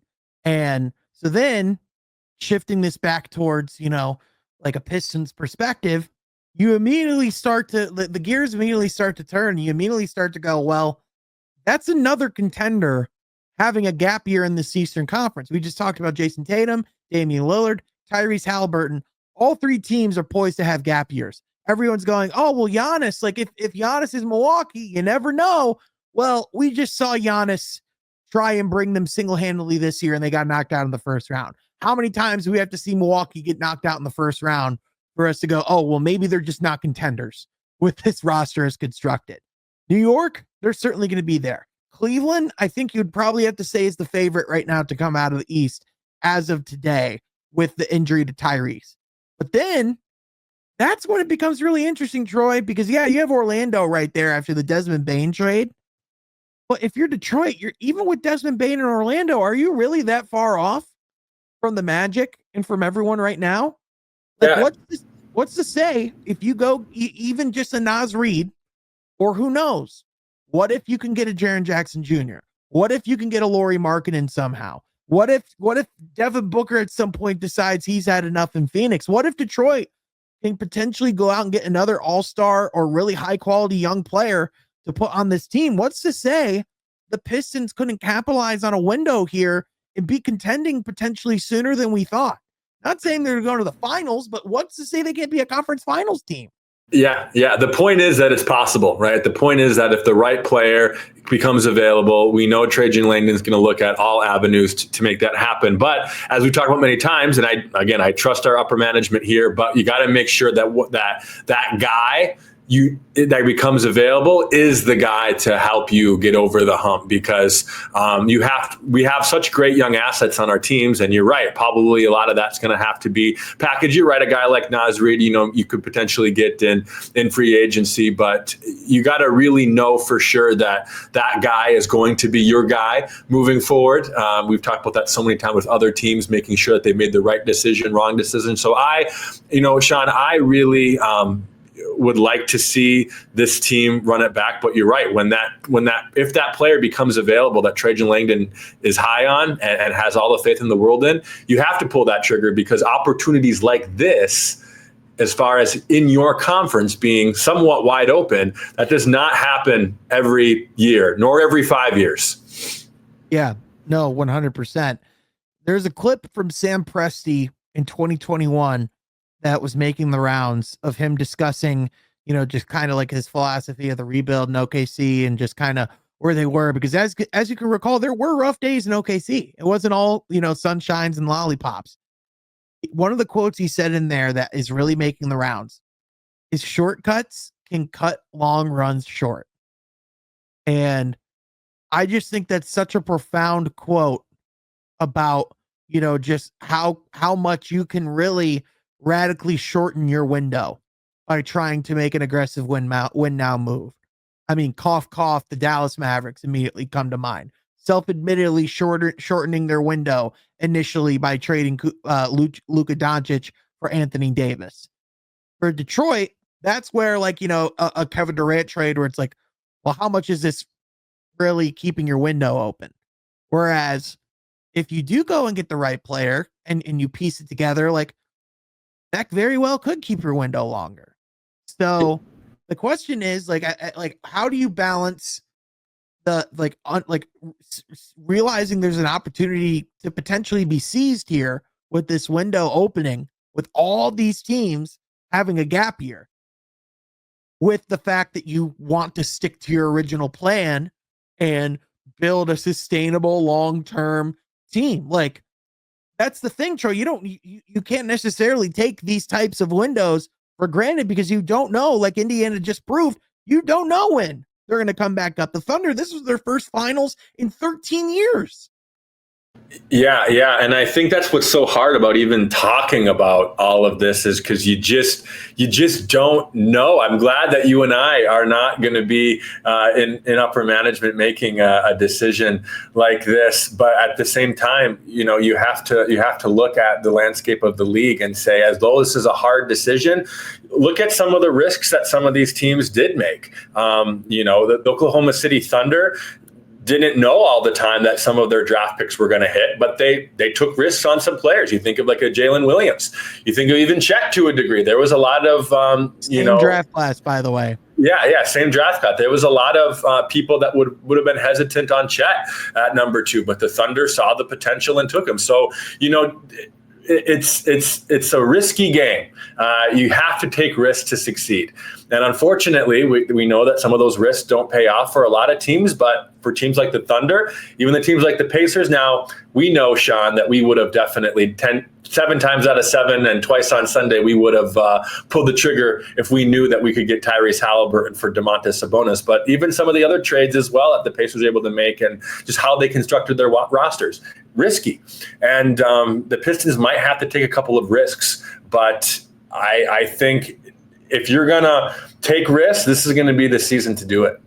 Yeah. I mean, what's to say a Trey Murphy III couldn't be attainable? What's to say, that there's other teams throughout the league that are looking at their situations and going, you know what even are we really? What are we really doing here?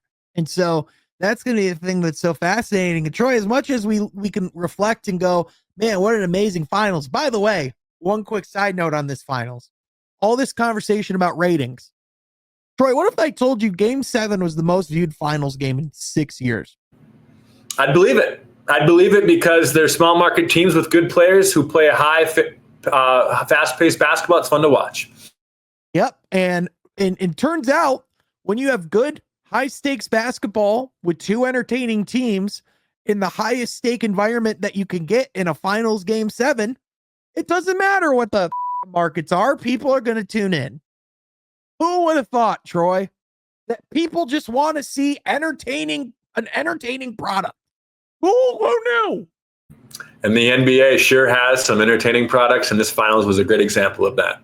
Yeah, no, without a doubt. And I think if you're a Thunder fan, obviously you feel like you could be contending for a long time here, that you are in a situation to be at the top of the West for years to come. But even then, you can't necessarily say that for fact. You know why, Troy? Because literally that morning you won a championship. One of your rivals got a lot stronger. Kevin Durant is a Houston Rocket going to Houston in a deal that sends Jalen Green, which a lot of people in the Pistons sphere might know as the player drafted right after Cade Cunningham, the player who said would make Detroit pay for not drafting him. I do not think they paid. But anyway, Jalen Green is heading to Phoenix. Dylan Brooks is heading to Phoenix. The Suns are getting their 10th overall pick back in this trade. So they'll be able to get the 10th pick in this year's draft. And then they also got 5, count them, 5 second round picks. Now, I believe 5 of the top 12 Thunder players were either undrafted or second round picks. So that's to show you if you do use those wisely, they can be valuable. The problem is with the way that this whole Kevin Durant situation was handled, I don't really know you can trust that they can use those picks wisely. As you kind of asked me, Troy, you're like, is this not kind of low for Kevin Durant? Well, it was. You know why it was low, Troy? Because they backed themselves in a corner with the way they handled the deadline. And now the consequences of your own actions. Here you are. And as a result, the Phoenix Suns are currently poised to pay $140 million just for shooting guards next season. That's a crazy statistic, what you just told me, because you look at the landscape of the league, and yes, we know, you need guards, you're able to score the basketball, but it's not just guards. It's these Brooks and it's Bradley Beal, right? I mean, these are very ball dominant guards. So there's only one basketball, Sean. It's going to be really interesting to see how that goes down. But at least you have maybe multiple pieces. But you're right, how they navigate those pieces into the season and even into the trade deadline next year, it's going to be really interesting to see how many of those picks, alongside even Jalen Green and Dylan Brooks, is going to be on the roster, not this upcoming season, but the season after that. Would the Suns want to get rid of a Dylan Brooks? Will they see that all these guards on the roster won't necessarily fix some of their problems? Going to be really interesting to find out. Yeah. So first of all, Bradley Beal has a no trade clause. So the only way you're getting rid of Bradley Beal is you somehow find a suitor that he would want to go to that would somehow want to take on his deal. Not going to happen. Exactly. It's just not happening. So it's going to be Dylan way you're Brooks. Getting rid of him is buying him out. Right. Dylan Brooks, if anything, if you when you realize that trio isn't going to work, it's probably going to be Brooks first to be traded. He probably has the most value and is probably the easiest to move of that trio. I do think Phoenix is going to want to keep him at least to start, just because he does bring a lot of things that team lacked last year, just as far as, toughness, physicality, consistency. Like Dylan Brooks is a good player. Like all the things that went his way in the Memphis, Lakers series aside, Dylan Brooks was solid in Houston. So, the thing that's really interesting though is Jalen Green, because reportedly Phoenix is not currently looking to flip Jalen Green, despite conventional wisdom saying, well, of course you would flip Jalen Green. Well, apparently they want to see how the Devin Booker Jalen Green combination works. Troy, I hate it. I'm just going to tell you right now. I do not like this roster construction. I don't think Devin Booker is going to necessarily enjoy himself very much during all of this. And here's the other piece of it. Devin Booker might sign for a 2-year, $150 million extension here in the next couple of weeks. If he signs that, good luck finding a trade suitor where you're going to get a whole lot back in return for even Devin Booker. Right. And you're right. You put Jalen Green and Devin Booker on a court. And yeah, like I mentioned, Bradley Beal as well.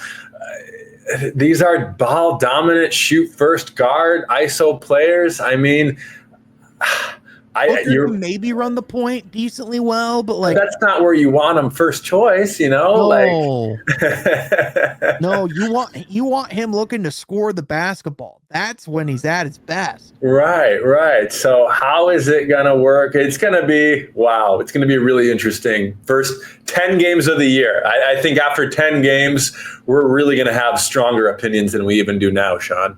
Yeah, and now this number 10 pick is all of a sudden one of the most important picks in the history of the Phoenix Suns franchise, at least moving forward, because this is one of the last times you're going to have your own pick for a while. That's another piece of this trade that's so fascinating, Troy, is that Kevin Durant ends up going to Houston.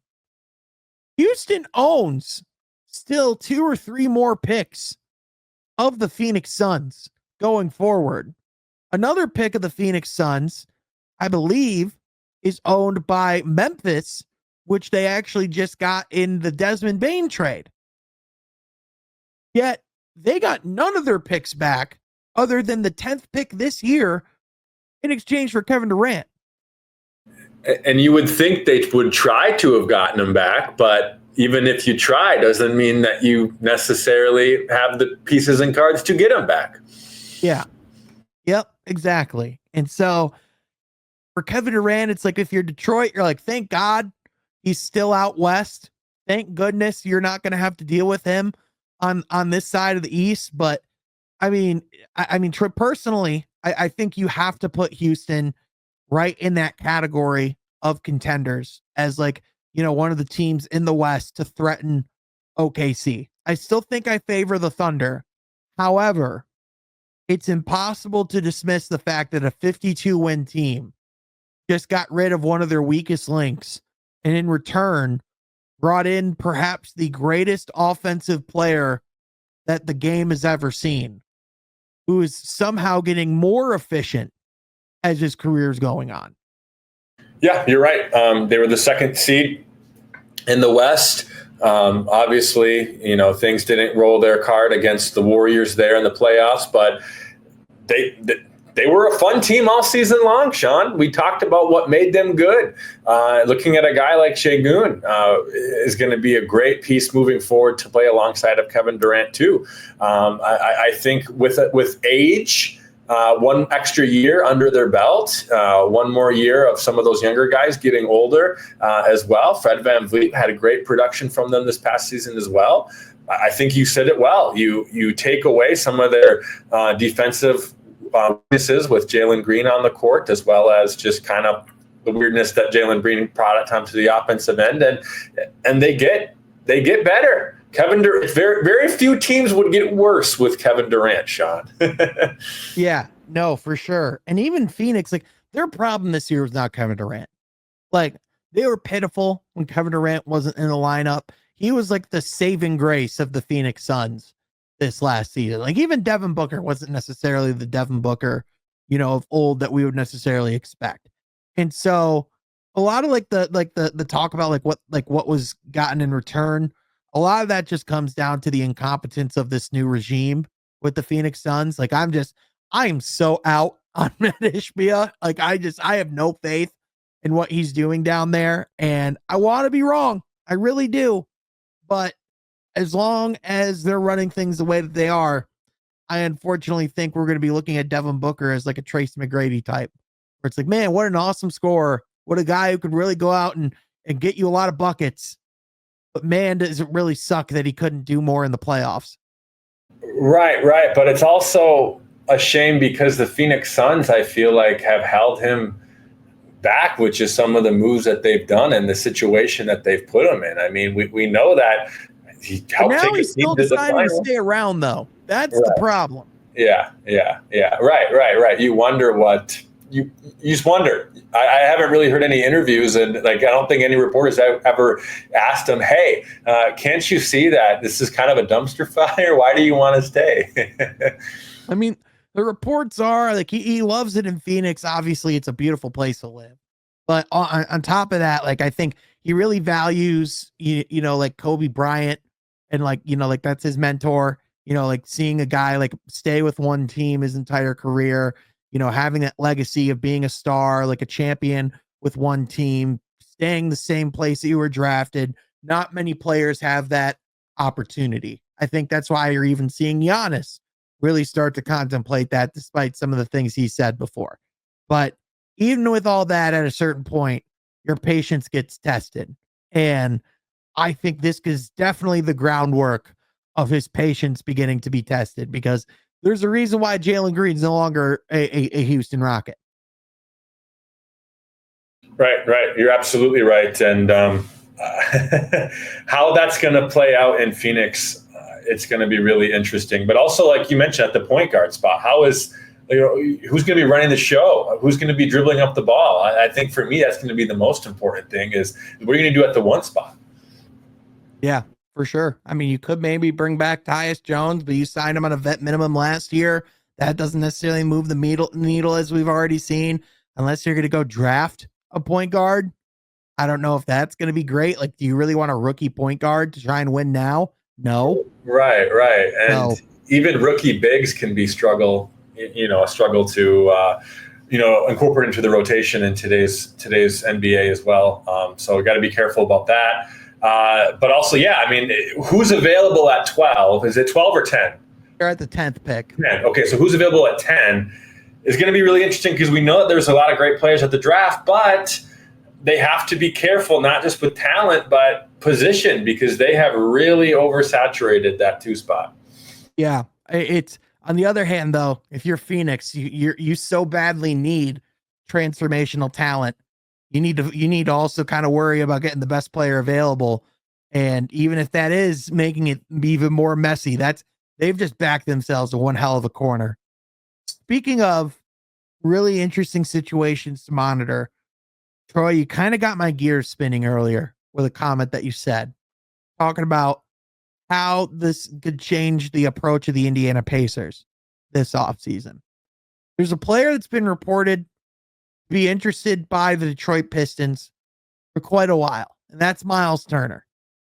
During the finals, or during this playoff run, Shams came out and unequivocally said that the Pacers are going to try and bring back Miles Turner. Like, they are going to sign him to whatever deal they need to sign him to. That was before Tyrese Halliburton tore his Achilles. Now Tyrese Halliburton will be out all of next year. As of today, Miles Turner's 29 years old. So, looking at the timeline, looking at this being a pivot year for a gap year for the Pacers, as it is this a situation where it might make sense for the Pacers to move on from Miles Turner? Does this potentially open the window just even a little bit more, just even a scooch of a bit more, for Miles Turner to be a Detroit Piston? It certainly opens the door a lot more, but I just do not think that the Pacers still are going to pull the trigger on them. I think of even just in 2023, the extension that they gave him on his contract, and kind of looking at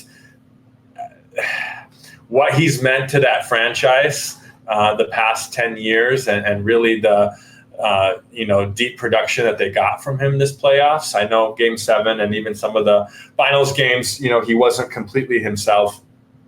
But as fun as that would be, and how I would just love him in a Detroit Pistons uniform, I just don't think that even with the Tyrese injury that the Pacers would be willing to move on from him. I just don't.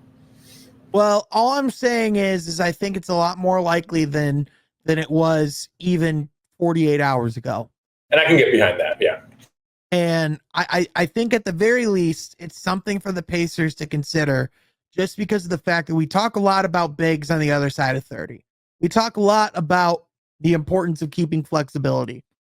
And Miles Turner is poised to become one of the highest paid Pacers. Like, he's already, making like $19 million right now. He's going to go up to north of 30 this summer. And when you're talking about like what could be a position where the Pacers could get younger or more flexible, that could potentially be the center position.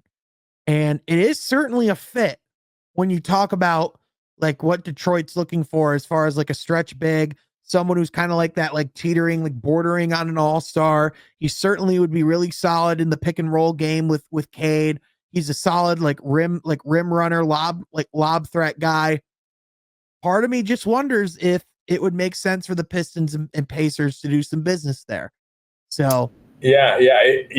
All your points are valid of the Pistons would get better, and that would be such a fun duo because we saw what Tyrese and Miles were able to do. And I feel like a Cade and a Miles would have a lot of similarity with that point guard to big connection, not just with the pick and roll, but the pick and pop. Yeah, no question. And so do I think it's going to happen? Likely. I think a Miles Turner probably goes back to Indiana. He's been there his whole career. They just got to their first finals together. I imagine that they're still going to want to pay him and do right by the roster that just got them to their first, to their first finals since what, 2000. So I imagine they'll want to do that.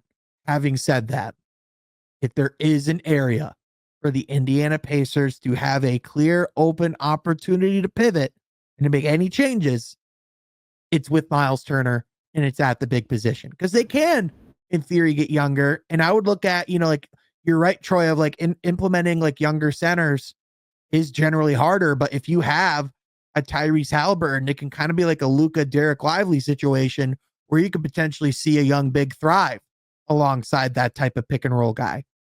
Yeah, that would be really interesting too. But one player too, Siakam. What do you think his role with the Pacers is going to be moving next year too? Because obviously he showed this finals and playoffs that the dude is one of the most underrated all-stars we've seen in the last 5 years. I mean, you want him to be on the team, but after yesterday, Tyrese getting out, I feel like everything's on the table for this organization. So this might sound controversial. I think after not winning this finals, I think Pascal Siakam's going to go down as a Hall of Famer. I think he's going to be in the Hall. Like he is that type of player. He is tremendous. I do think if you're talking about opportunities for the Pacers to pivot, now this core has been super successful together. They just got to the finals. If Pascal shows, because I think you probably just at the very least bring him back to start the year. If he still shows that he can be that guy, that almost might make the decision even harder because you might have to maximize the assets that you can get for him in return. That's what makes it so that's what makes it so difficult. And again, this speaks to how fickle these windows can be. Because I'm not going to lie to you, Troy, 24 hours ago from now, I thought the Pacers were winning the title.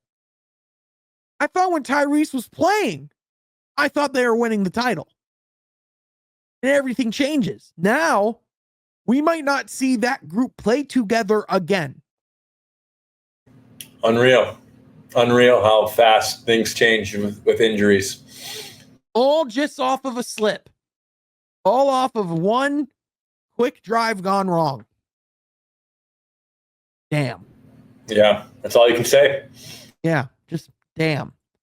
And that's and again, that's why if you are like Trajan Langdon and if you are the Pistons, like it is impossible, in my opinion, if you are a team like Detroit, looking at everything that's happening in the Eastern Conference right now and going, why not us? Now, another team that I think everyone's forgetting about as someone that I think is going to probably view themselves as in that echelon, whether they're in that echelon or not, that's a whole other conversation. The Philadelphia 76ers. They have the number 3 pick in this year's draft. We have no clue what they're going to do with that pick. That's where the draft starts, is all indication. Joel Embiid. What's even going on with him? Like, he got surgery. We don't know when he's going to be healthy. if he's going to be healthy, what all of that looks like. He finally, like, he got arthroscopic knee surgery at the end of the season. So whether he's back in time for training camp and for the regular season, no clue. Paul George, what are we getting out of him? You have Tyrese Halliburton. I mean, not Tyrese. You have Tyrese Maxey. Wrong Tyrese. you have Jared McCain. What, if anything, is this 76ers team next year? On one hand, I can't imagine them being as bad as they were last year. But another part of me almost wonders if they could be even worse if they don't get off to a good start, and those bad vibes could roll into yet another year. Yeah, contender would not be a word that I would use to describe, even with everything going on and assets that they have, or lack of, I should say. But it is interesting that they could make a push, I think, for a play-in spot, because you're right. It's very hard to sub-perform what they did this past year or be worse than what they were this last year. I think that they do overperform, again, as far as last year because of the bar being so low. But you're right. With those guys on your roster, the guys that you just mentioned, it would be hard to say that's a lottery team, right? I don't think any of us are saying that, even with the organization and some of the decisions that they've made the past couple of years. But contender is still not a word or a word I would use to describe the Philadelphia 76ers as constructed.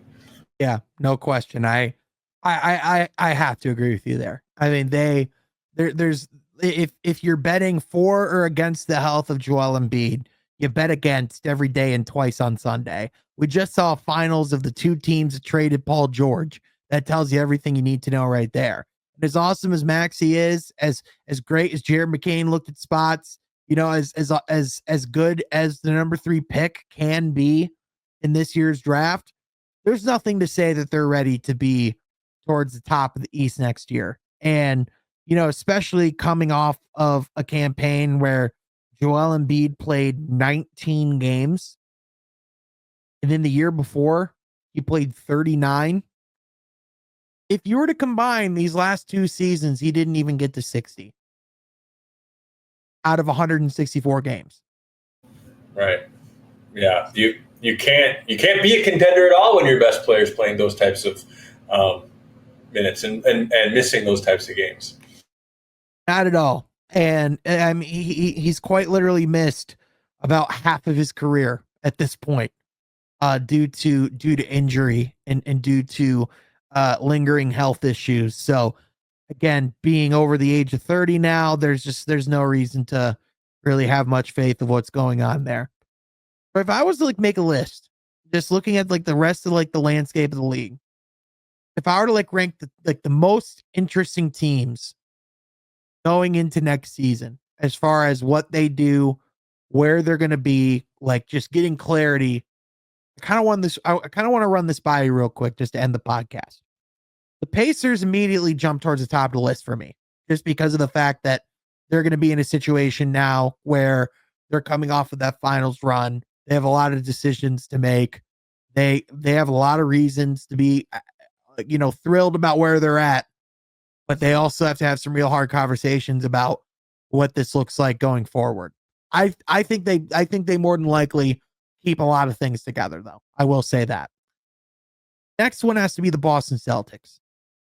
I mean, you talk about the payroll decisions they're going to have to make. One of the things you asked me right before the podcast, is there someone on the Boston Celtics the Pistons could potentially be in position to trade for? And it's interesting because it could be anyone from Drew Holiday to Derek White to hell, who knows? Could they move on from Jaylen Brown? Those are legitimate questions being asked in Boston right now. Even with that contract? I'm not saying he comes to Detroit. I'm saying absolutely he can be moved with that contract. He was a finals MVP. So go ahead. No, I was just going to say, yeah, but Drew Holiday makes a lot of sense as well. And we've talked about him and just how he plays basketball the right way on both ends of the court. And imagine a world where, when Cade sits, you have Drew Holiday running the show, and imagine the two of them even on the court together at times of Drew Holiday playing such stellar defense on the defensive end, and how that could lead to quick offense. Imagine Drew Holiday and Asar Thompson on the court together. That just, it gives you goosebumps. If you can match salaries and minimize like the young prospects you have to give up, because realistically, like Boston's going to be looking for some cap relief. I don't necessarily know if they're even looking for, like too many young players even anyway. I think just the relief of getting off, like, the money of Drew Holiday that he's going to be out going forward would probably be relief to them. But yeah, he is most definitely someone that would be a high quality addition. People might have questions about what he's going to look like in the years to come. To me, I trust those types of high IQ, high intensity, high effort players. He's like the ultimate point of attack defender that you can ask for in the league. Another team, as far as like, what are we doing here, is the Atlanta Hawks. Like, that's another team where there's just a lot of questions to me facing them. They have another high lottery pick as well. They had the number 1 pick last year in Zachary Risichet. Is Trae Young still the focal point? Is he still an Atlanta Hawk a year from now? I don't know. Like, because another team that I could see being desperate enough to trade for him that's on this list for me, and another what are we doing here team, the Sacramento Kings. The team that just watched Tyrese Halliburton go to the finals, is just traded De'Aaron Fox to the Spurs, who now have loads of riches going forward. And now they literally don't have a point guard. They don't know what they're doing. Domantas Sabonis apparently wants to reevaluate what his situation looks like in Sacramento going forward. They seem like a team that would be plenty desperate enough to trade for a Trae Young. Right. I think when you look at teams that are willing to make decisions like that for a Trae Young type of player, Sacramento was with all the, on the court, but mostly off the court drama that we saw from them this past season, they might be looking to start over-ish with a guy like that. And, he is an exciting player. We have to give him that. He's an exciting player to watch. We know what he's capable of doing, but does he help your team win basketball games and be competitive? Maybe not, but is the Sacramento Kings looking for that right now? It would be very hard for the Kings to make any decision to try to put them in contention with some of the teams that we've talked about, the Houston Rockets and of course, even the San Antonio Spurs and some of those other teams in the West. So I guess if you're the Kings, you're not going to compete no matter what you do. So why not bring in Trae Young, see if a change in destination changes, I guess, his production of the game. They just want to be relevant, man. Like, they just want to put butts in seats. They just want to be in the playoffs. Like, and he might be able to give you that. Yeah. If with around some of the right pieces, who knows? Now, that's the problem though. It's Sacramento. Do they have the right pieces? Now, the final team in this mix, to me, a couple honorable mentions I want to give. One honorable mentions the Dallas Mavericks. They have the number 1 pick. They're going to be bringing in Cooper Flagg. They already leaked it on their website like a week and a half ago. Cooper Flagg's going to be a Dallas Maverick. The interesting thing, though, is do they trade Anthony Davis? Do they move off of some of those pieces? I say probably not, because you literally just traded Luka Doncic for him 4 months ago, and I don't think Nico Harrison would admit his mistakes, but that's just one to monitor. The second honorable mention is the Memphis Grizzlies. We talked about it last week. What's happening there? Because there's a lot of potential decisions facing the Memphis Grizzlies. The final, go ahead, Troy. No, I was going to say the Grizzlies after the Desmond Bane trade is what makes them interesting, but I think that's an obvious, so go ahead. Yeah, no, absolutely, exactly. After the Desmond Bane trade, what are we doing here? Especially after moving off of him. The team, though, that fits this bill to me, and I think for this podcast is just a perfect team to round out this list. Troy, it's the New Orleans Pelicans. Our guy, Joey D, running the show in New Orleans. Zion Williamson, what's happening there? Trey Murphy, what's happening there? Like, what is this team? After DeJounte Murray came out and publicly said the organization did not give him the support he needed last year, how bad of a situation it was. This is a team that could potentially use a restart, a refresh, especially after losing Dyson Daniels in the way that they did on top of multiple picks. Things are not good in New Orleans. And I just do not see them being competitive as constructed. Does Joe Dumars the guy to change things around as far as culture? Because you're right, it's not just all about deals and trades and signing and draft picks. We do know that in upper management level, your president of basketball operations has the opportunity to change the culture of your organization, which, again, with this season moving forward, you might not see a bunch of changes, but the season after that and long term, the Pelicans could be a different organization as far as the type of basketball players that they want to bring in. And just, again, but that goes to even coaching and everything else. So, to me, that's what changes this conversation completely, is what does Joe Dumars bring to this organization? Yeah, for sure. What does, like once you bring in a new president, once you bring in a new front office, the equation completely changes, because it's like, well, we knew how they operated before, but Joe Dumars is the ultimate wild card of all wild cards. What is he going to think? What is he going to want to do? How is he going to want this team to play in comparison to before?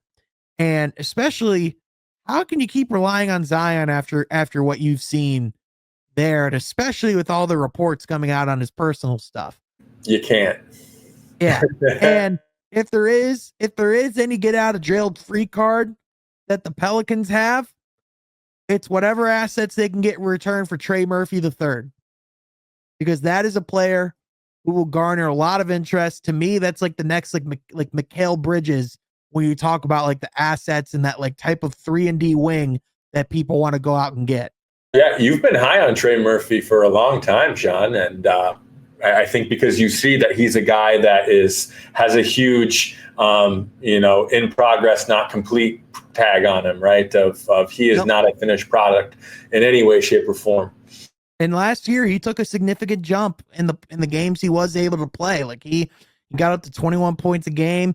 His range from three was getting deeper and deeper on higher volume. Like he's been playing really well. And then you also have Herb Jones, who's another just awesome wing player that I love. Definitely a guy that you could either build with as a building block or go and get some picks for. So those are just some teams to me, Troy, that I'm monitoring this offseason. There's obviously some teams that are more competitive. There's some teams that have higher aspirations.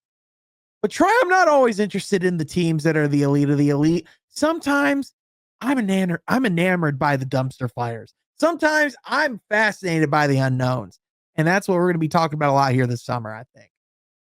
Yes, we certainly are. And one team I'll throw in there, just because we know that they made a bold move this past year, is the Los Angeles Lakers. We talked about with them needing a big. What kind of things are they going to do beyond getting that big? And what big is going to be their guy that they're going to get?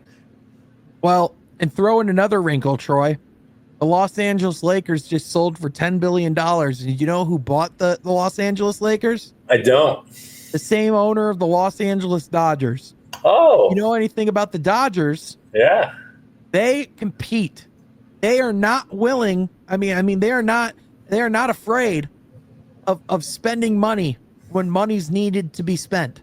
And a historical franchise like the Lakers, that's kind of the perfect type of vision and owner that you need to carry that team along, because we've seen bits and pieces, of their relevancy, post Kobe, with, again, the championship in the bubble and, some competitive play. But I think everyone who even watched that championship with the bubble had question marks of what that team could be the following season. And we saw that. So it's going to be really interesting to see now with a totally new look. Again, you still have a LeBron James there. For how long, you don't know, before retirement. But I think the Los Angeles Lakers, to me, not just this upcoming year, but moving forward, is going to be really, really interesting to watch. Well, and another thing that's probably the most important thing facing the Lakers this summer, Luka Doncic is extension eligible. Does he sign? I think he probably will. especially after this ownership change. I think he should. Yeah, definitely. But we'll see. Troy, always fun to talk basketball with you, my friend. Thank you as well to the people listening and joining us and supporting the podcast. Be sure you like the video down below if you like what we do. Subscribe to the channel. You don't miss any of the coverage that we have coming up, because when the big Pistons news breaks this summer, this is the place you're going to want to be. Thank you for tuning in, and we'll catch you guys next time from Half Court. Be sure you're subscribed.